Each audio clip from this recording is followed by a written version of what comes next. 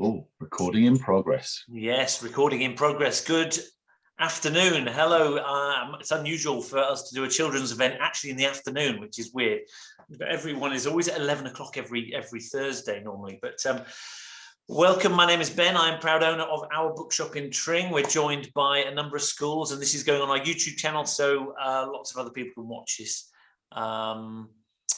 on the ether afterwards. So no, thank you so much for, firstly, Andy and Olaf. Andy, you are muted at the moment, for joining us. Thank you, schools, for all joining us as well. We want interaction, so I want teachers or teaching assistants by the laptop shouting people's ideas out from the classroom. It should be carnage in your classrooms, I hope. Thank you to those schools that have provided me with questions for Olaf and Andy for afterwards. And so we'll look to be doing the questions sort of in the second half at some point. So, but without further ado, and keep in mind, we're all going to stay on screen. I'm going to stay on here and I'm going to provide banter. So if any of you shout anything out on the chat box, I will be throwing it at Andy and Olaf as well. So keep the comments coming and use the Q&A or the chat box, and I'll be keeping an eye on either of them. Right, without further ado. How many schools are watching, Ben? I think we've got 3 schools. We've got Dundale, Bishopwood, and Horwich and Cholsbury. Horwich and Cholsbury is one school, even though it's nicked 2 names, which is a very greedy thing to do, isn't it? But Andy, let me hand over to you. You kick off. Thank you, Ben. All right. We're talking about this, by the way. I should have said. Right, let me just do a little bit of technical shenanigans here. Share screen. Let's get this presentation presented. Can everybody see that? Yep. Yep, I can see it. Looking that great. Means we have a presentation. Dundale can see it, year 5. Yes, I've just seen Thank that comment. Thank you for turning up, everyone. Very nice of you to be here. I am Andy Jones and I'm an author. I've written 5 novels for grown-ups. 1 novel for little people, which is so new, it doesn't even have a cover yet. And I guess over the course of writing all these books, I've learned a thing or 2 about writing. Generally, I've learned my lessons the hard way, by getting stuck and frustrated and lost, and by banging my head against the desk, which I really don't recommend you do. That's painful. It's nothing to improve your writing, and it's painful. The good news is, learning to write doesn't need to be painful. It should be fun. I think it must be fun. And that's why I decided to write this book, Unleash Your Creative Monster. And why I sort of recruited the help of some of the most fun people I know. I wanted to make sure it wasn't boring. So come here, here's one of them. This is Evie. She's my littlest daughter. She's the one with the pigtails in the picture. Go on, clear off. Shut the door anyway out, or are you staying, are you? You've got the other one there as well, have you? The other one's at school. Oh.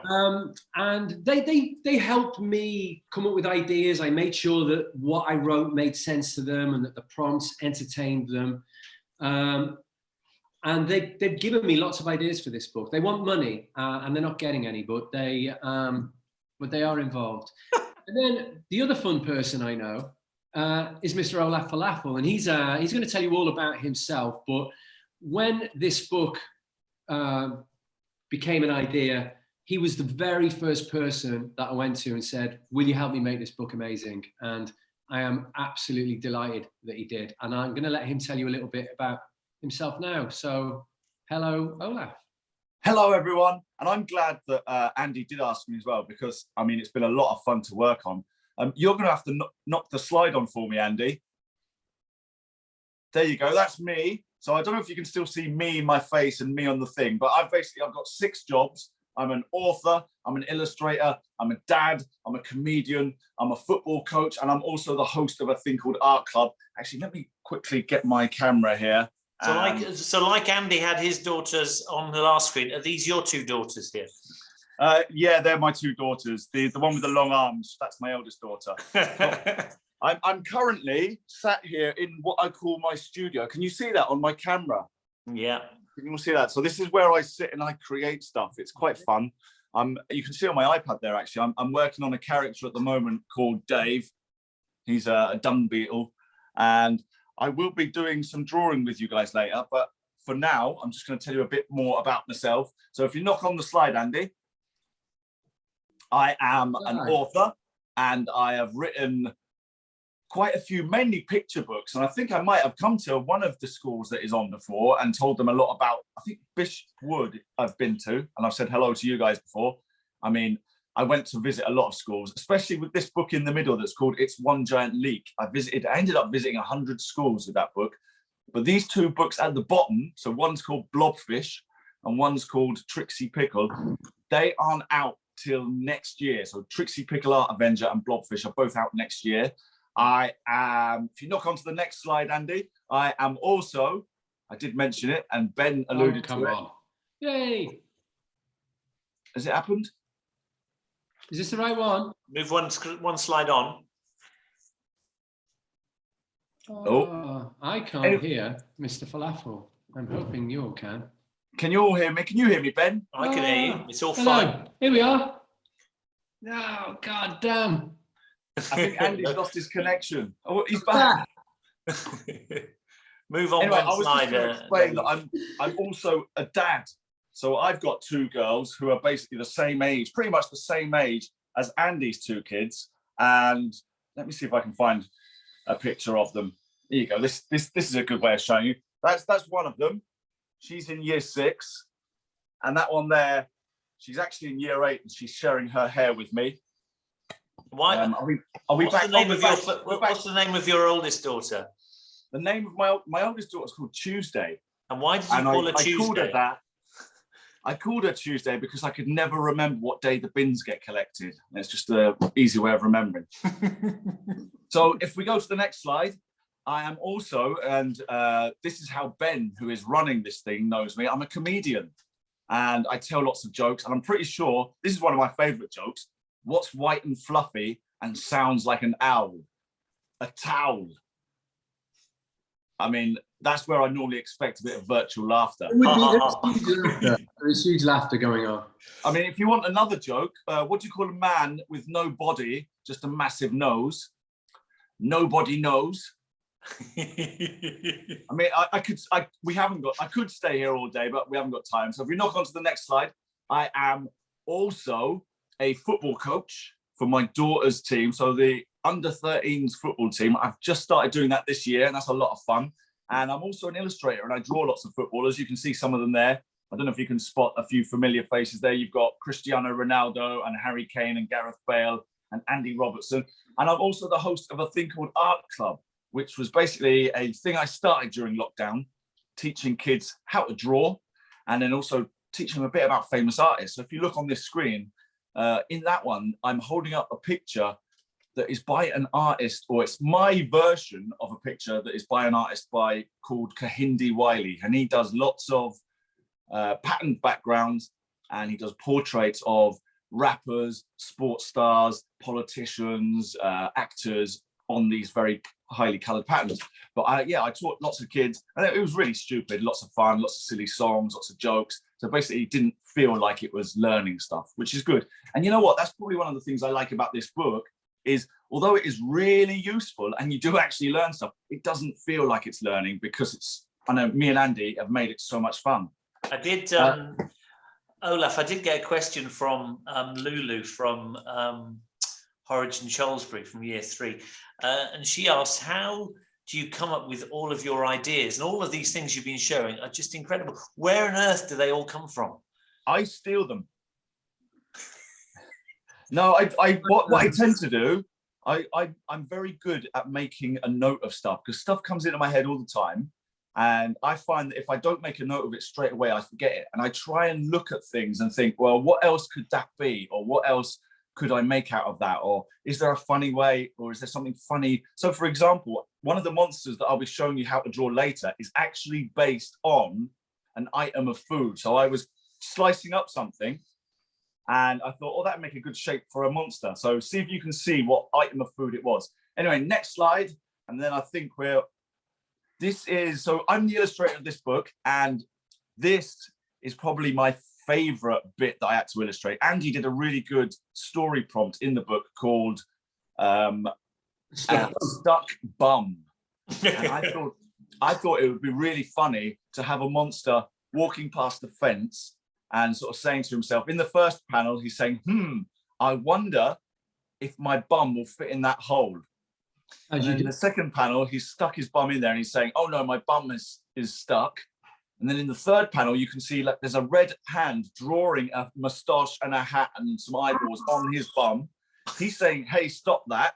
And the person drawing it is saying, ha, ha, ha, ha. And then in the last panel, this is actually a character who was in the book a little bit earlier, the mole. And the mole is talking to the bum as though it's a person. And he's saying, and Janet insists that there's a lost Incan city buried nearby, but I think that's just Janet being Janet. Anyway, it's been lovely chatting to you. So that is probably one of my favorite bits of the book. And that is a bit about me. I'm going to hand you back to Andy, who's going to tell you much, much, much, much more about writing.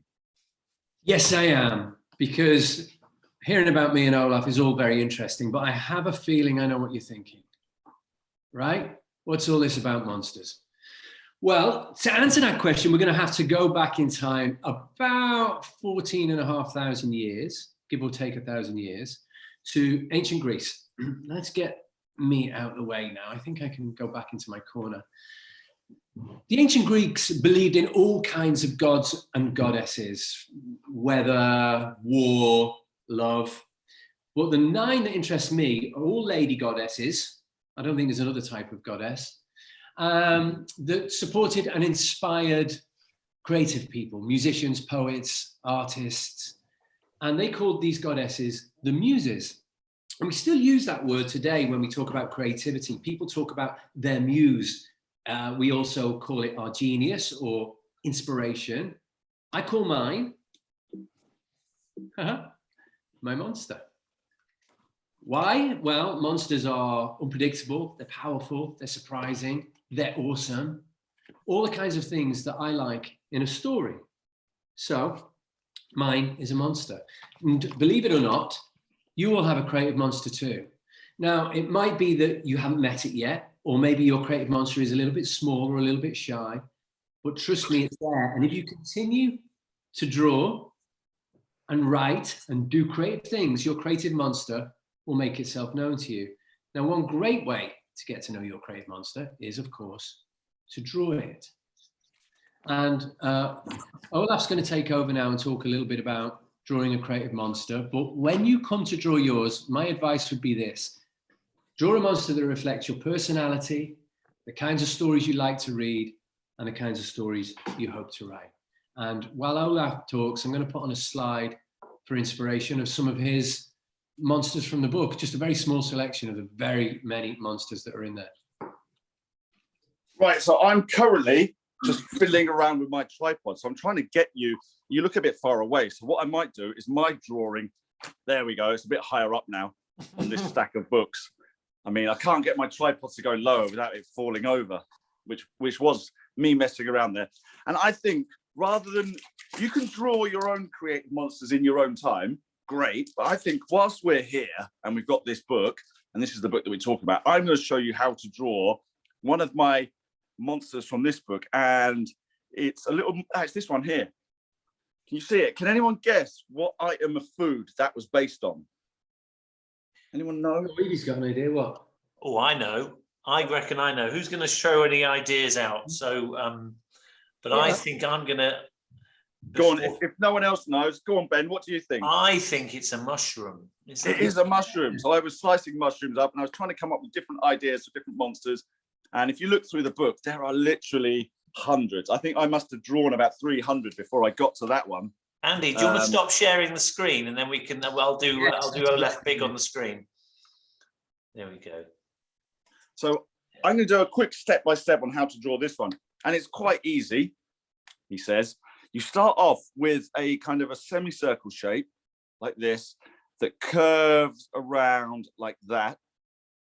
And then you draw the little bottom bit. So you basically, you get a toadstool. And if you've ever played Mario before, you'll know what a mushroom is. Makes you big or makes you go fast if you're in Mario Kart.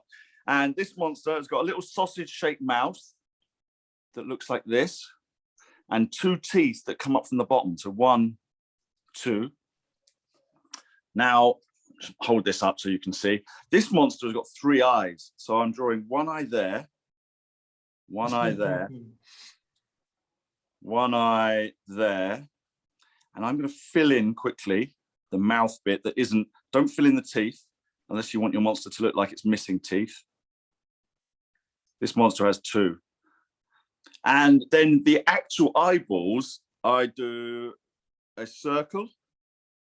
And my kids are into drawing anime and manga stuff. And there's a special kind of eye that they do. And I don't know whether I'm getting this right or not, but what I do is another circle there and another circle there.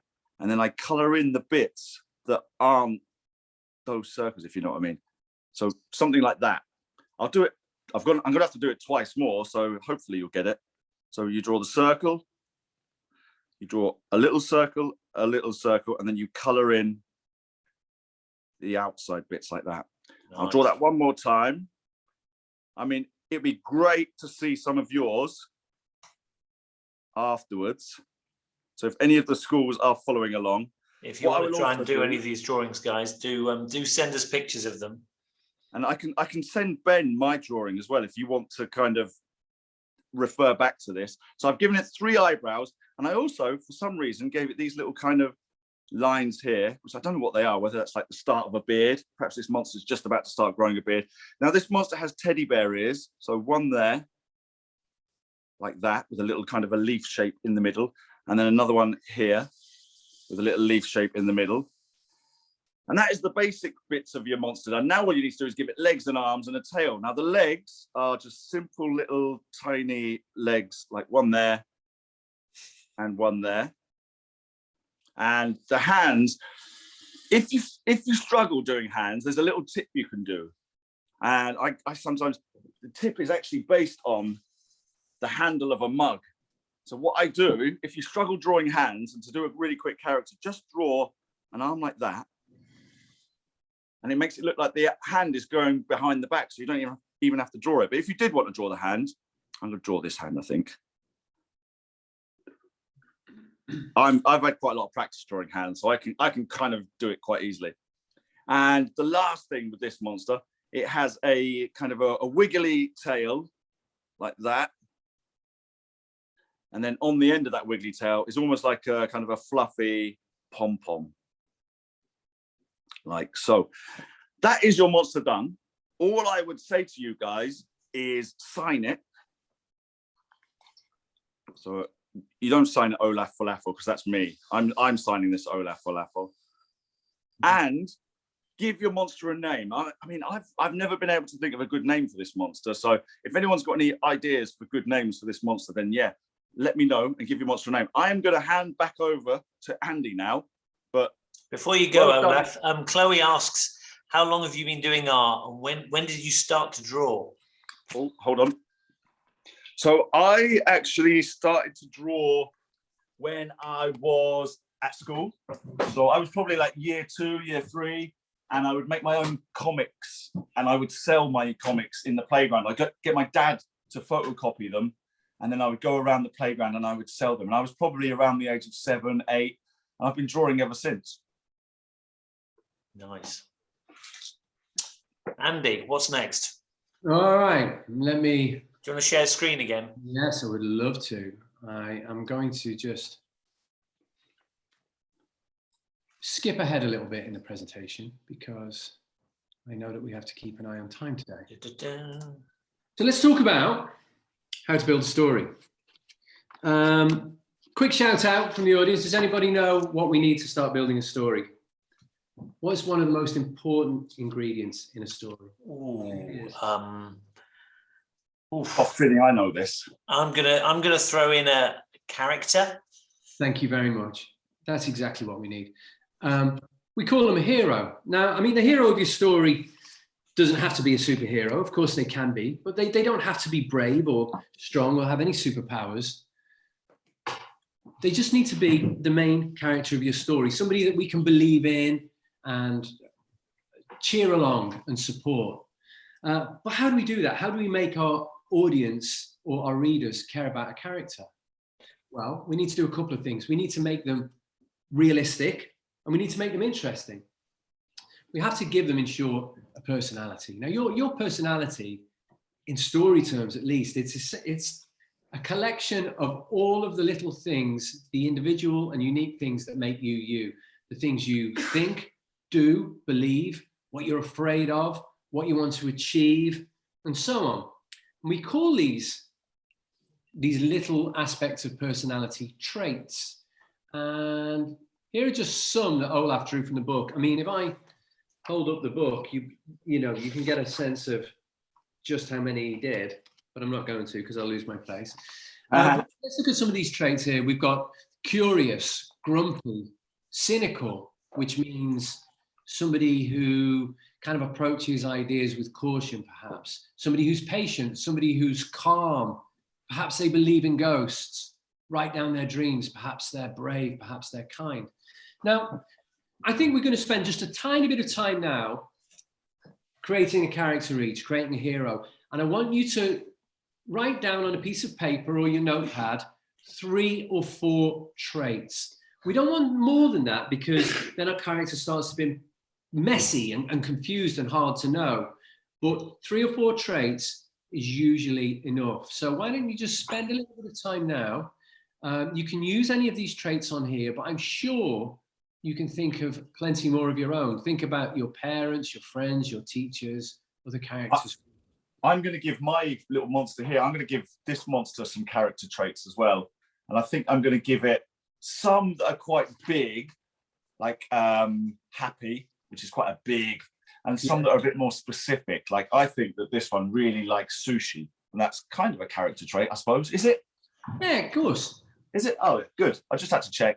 So, and then I might, because it really likes something, I might do something that it really doesn't like, almost like afraid of something. So I'm going to quickly do that myself. A realistic character, we often refer to them as being 3-dimensional, which is real. Like boring characters who are just one thing, or we tend to call them flat or 2-dimensional.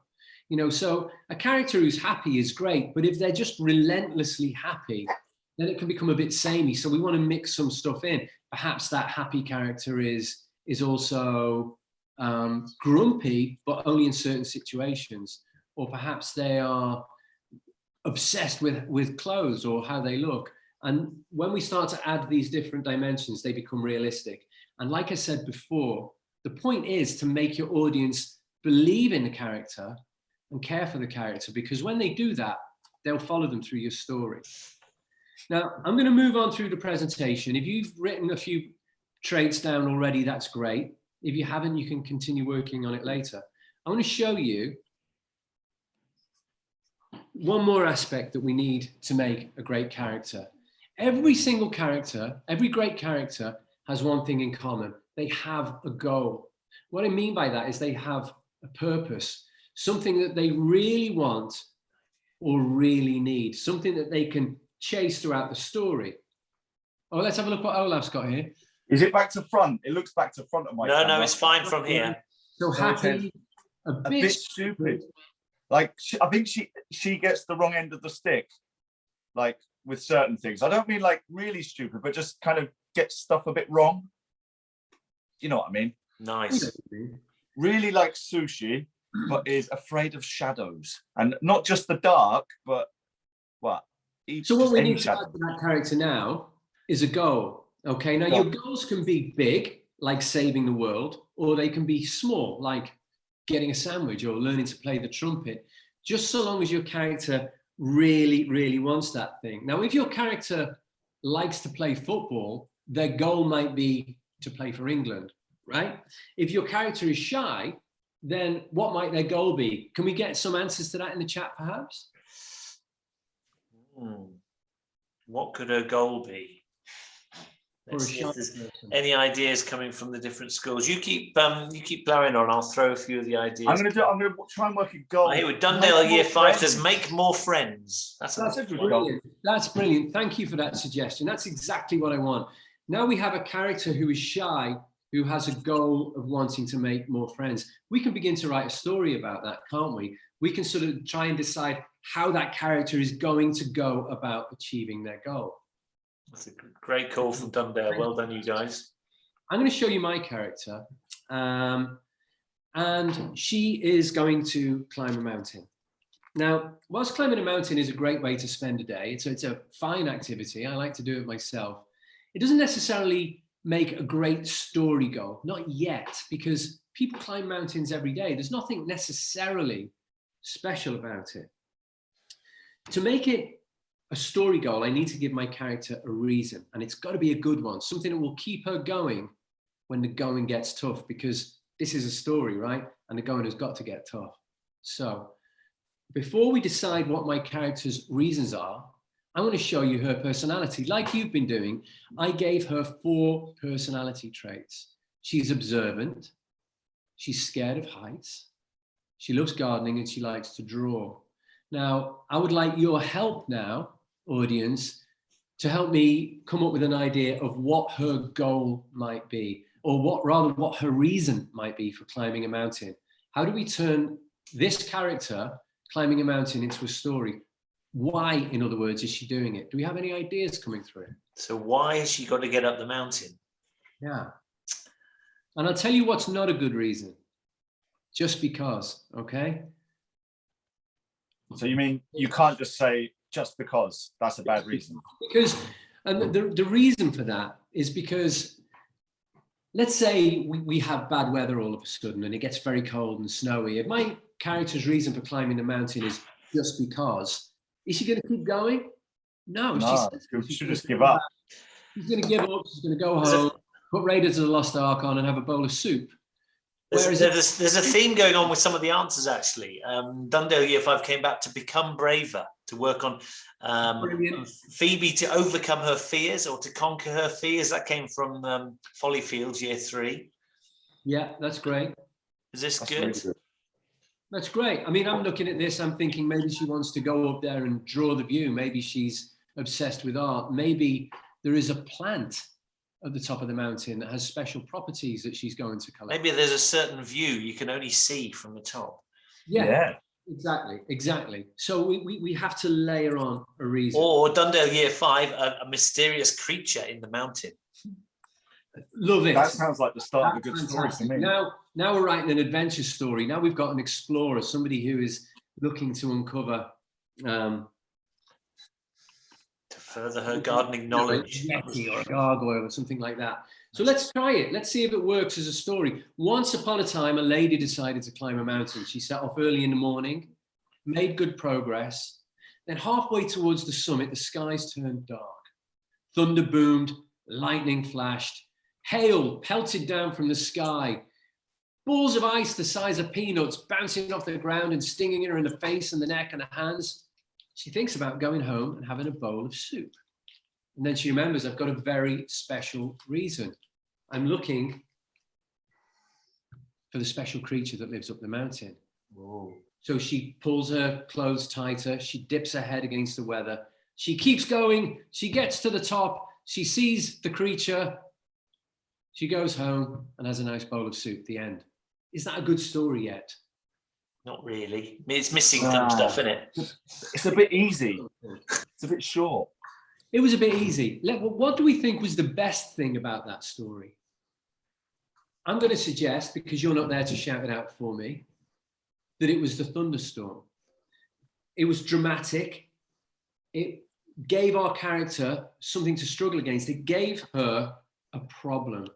And this is, if we're keeping score, this is the third thing we need to make a story. We need a character we can believe in. We need a hero.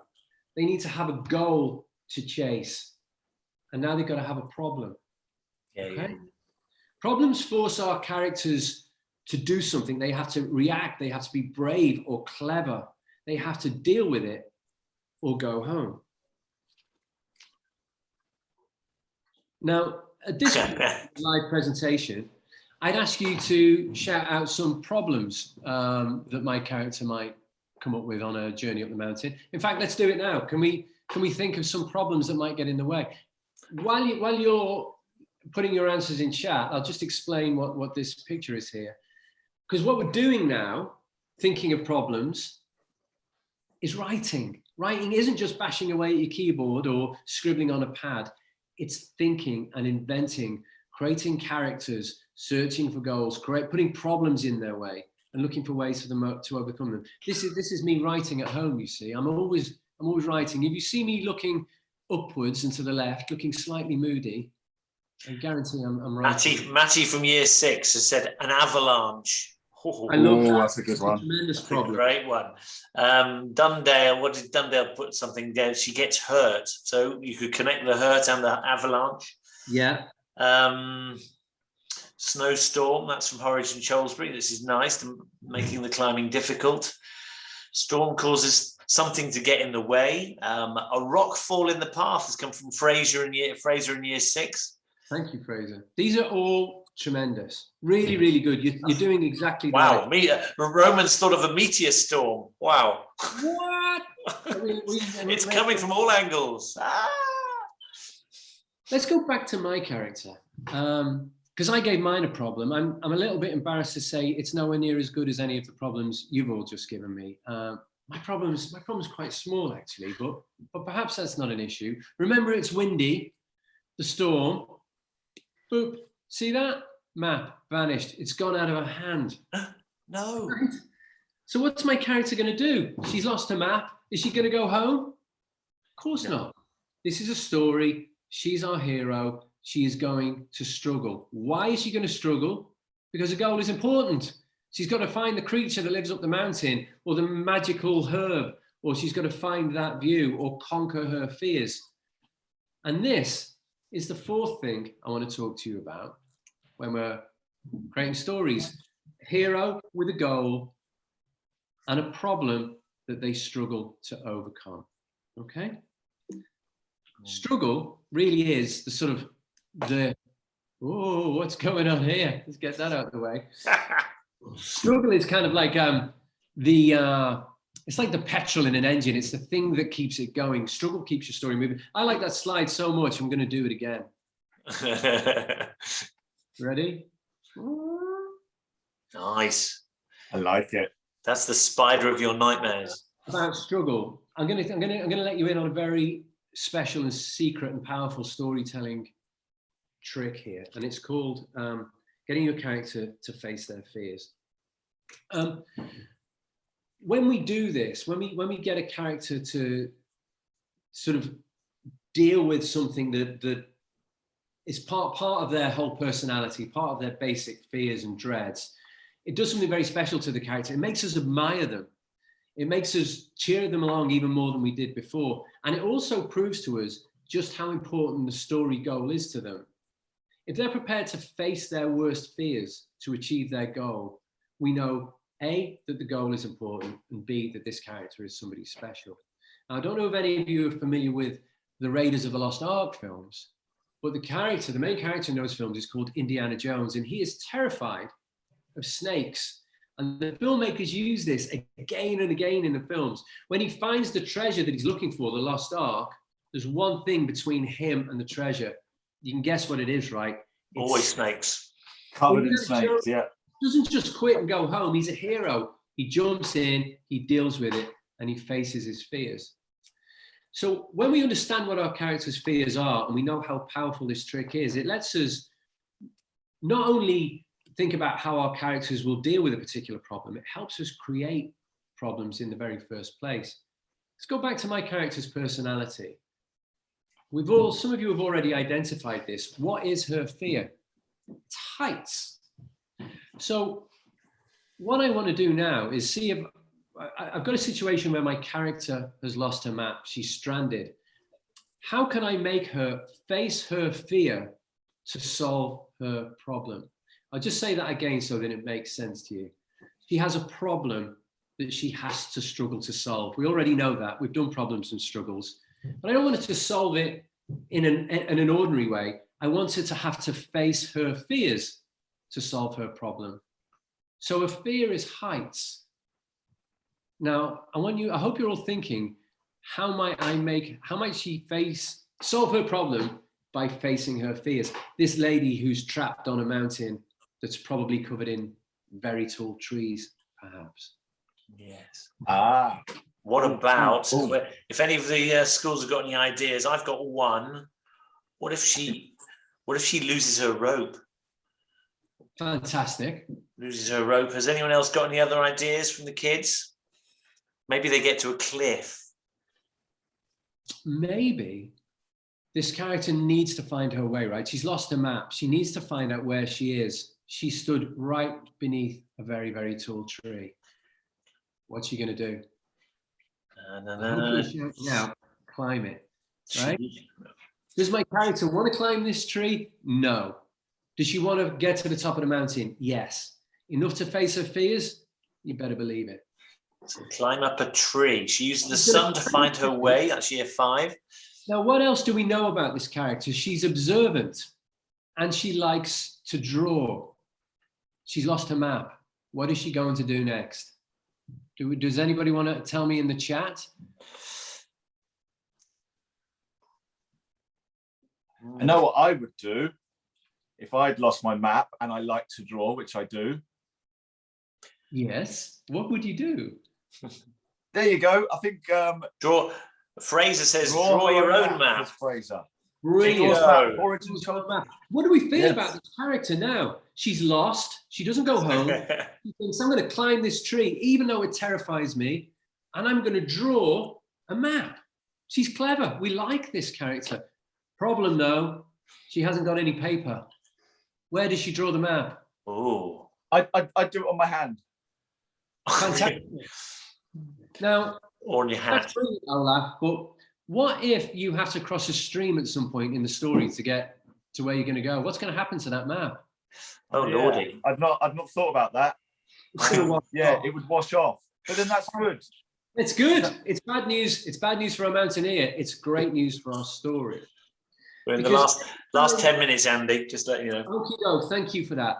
You see, every time our character solves a problem, it's good for her, but it's bad for the story. Why? Well, because the story loses energy. The minute she doesn't have a problem to struggle about, we've just got a lady walking up a hill again.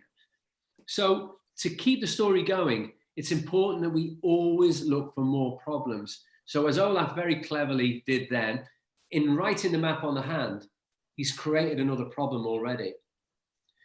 You've shouted out loads of great problems. Maybe Ben, in fact, I think we called them out before, didn't we? We had meteor storms and avalanches and so on.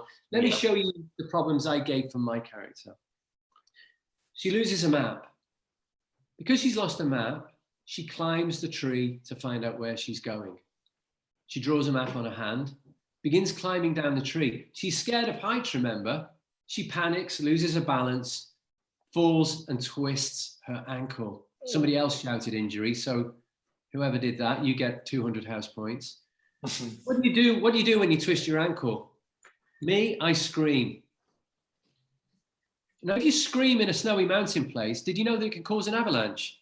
No. You do now. So we've caused another problem. Our character runs for the avalanche. She seeks shelter in a cave. Oh, thank goodness for that. She's safe, right? Of course she's not safe. This is a story and we need more problems. We need a Yeti. So what we're doing, I hope you can see here, is we're solving a problem and we're creating another. More than that, and we don't really have time to go into that now, we keep everything connected.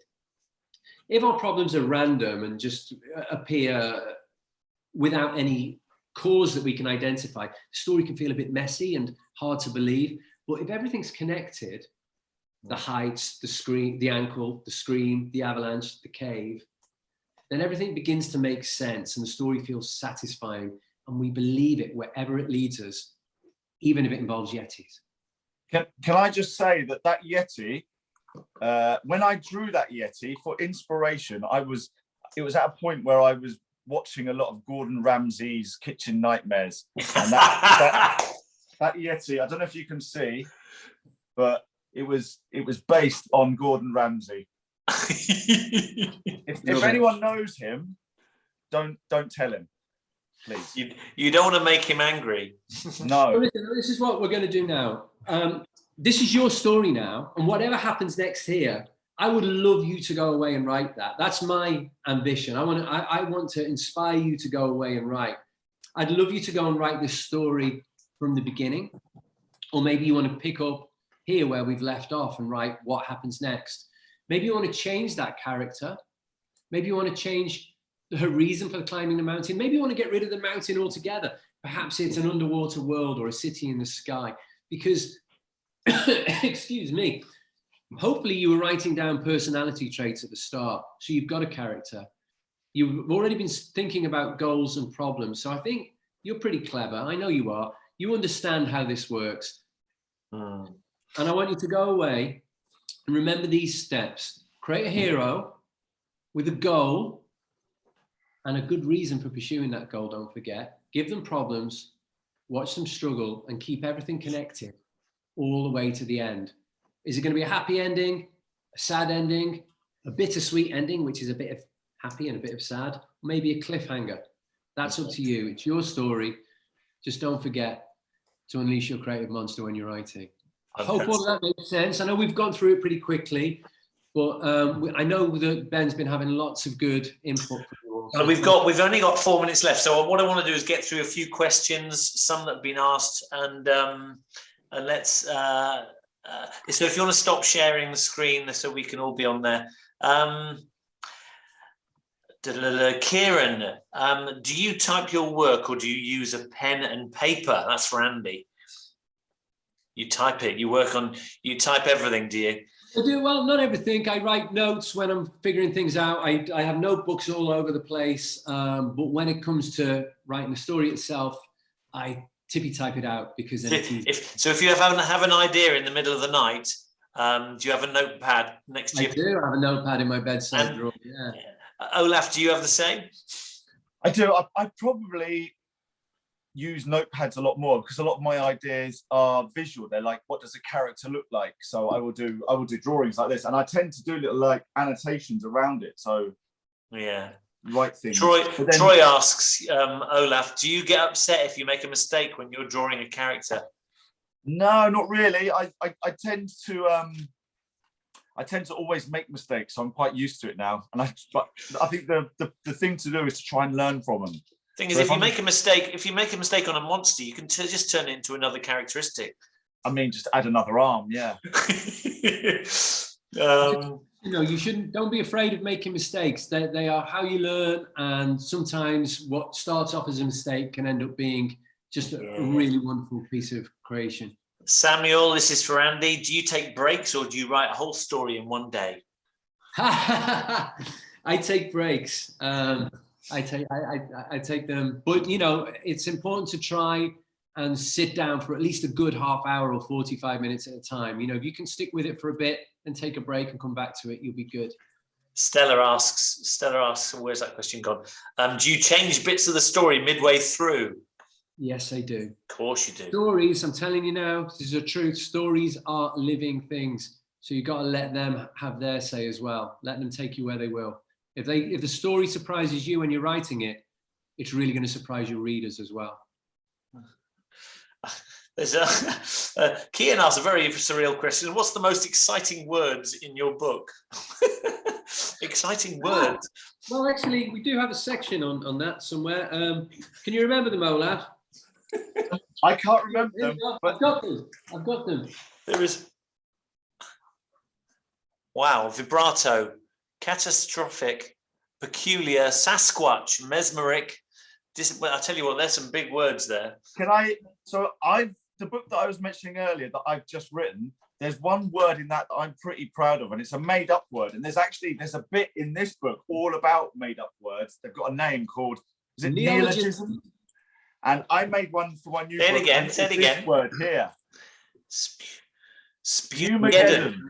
It's like a cross between Armageddon, which is like destruction, and spew, which is basically there's a chapter where everyone is sick in the middle of a basketball match. It can only my be favorite word. That's we call them neologisms. Neologisms. And there's a page on that in here. I can't remember where it is, but there is a page on neologisms in here. Big green growy things. And there's a recurring question that keeps coming out from a few people saying, how long does it take to write a book? That really depends. But I know this is probably a couple of years? Yeah, but I mean, this has been an interesting one because the process of writing it and then getting Olaf to illustrate it and then Olaf's filling it full of cartoons. It's taken from from the day I phoned up Olaf and said, I've got an idea for a book, will you help me, to it landing on the bookshelves was about 2 years.